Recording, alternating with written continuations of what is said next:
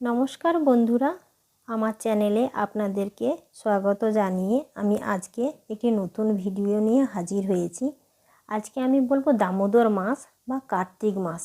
কার্তিক মাসে দীপদানের গুরুত্ব কী আমরা সকলেই জানি। আমরা সনাতন ধর্মাবলম্বীদের কাছে কার্তিক মাস একটি অতি পবিত্র মাস।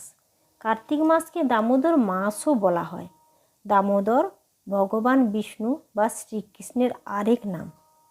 এই দামোদর রূপে শ্রীকৃষ্ণ কুবেরের দুই পুত্রকে শাপ মুক্ত করেছিলেন।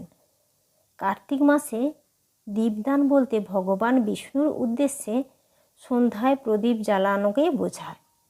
বিশ্বাস করা হয় যে এই মাসে দীপদান করলে বাধা বিঘ্ন দূর হয়, সংসারে সুখ শান্তি সমৃদ্ধি আসে, অনেক পুণ্য লাভ হয়, পুনর্জন্ম থেকে মুক্তি পাওয়া যায়, অর্থাৎ মোক্ষ লাভ করা যায়।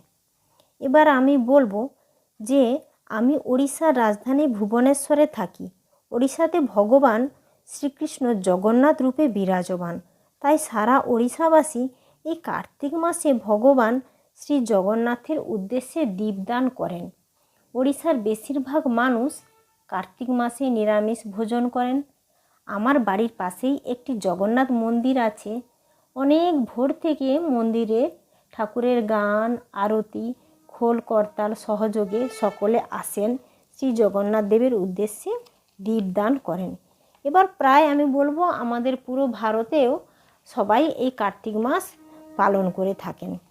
বলবো কিভাবে আপনারা দীপদান করবেন, দীপদান করার গুরুত্ব বা কী কী উপকারিতা সেটাও বলবো। সন্ধ্যা আরতির পর একচুয়াল দীপদান করা হয়।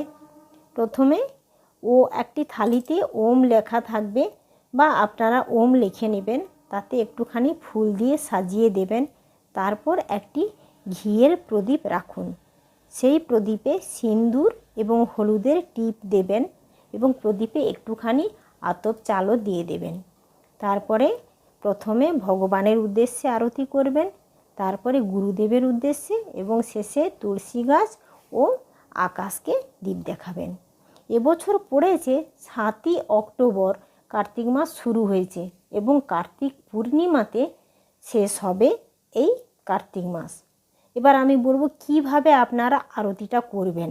ঠাকুরের অর্থাৎ শ্রীকৃষ্ণের বা গোবিন্দের প্রথমে চরণে আপনারা 4 বার আরতি করবেন প্রদীপ দিয়ে, তারপরে কোমরে 2 বার, তারপরে শ্রীমুখে 3 বার, সব শেষে 7 বার পুরো শরীরে আপনারা আরতি করবেন। এবার আরতি কখন করবেন? সন্ধ্যাবেলা বিষ্ণু লক্ষ্মী এবং বাড়ির পাশাপাশি যদি অশ্বত্থ গাছ থাকে তাহলে সেখানেও ঘিয়ের প্রদীপ জ্বালান। তুলসী গাছের যত্ন নিন। ভগবান বিষ্ণুকে কালো তিল অর্পণ করুন এই মাসে। এবার বলবো এই মাসে দীপদান করলে কি হয়।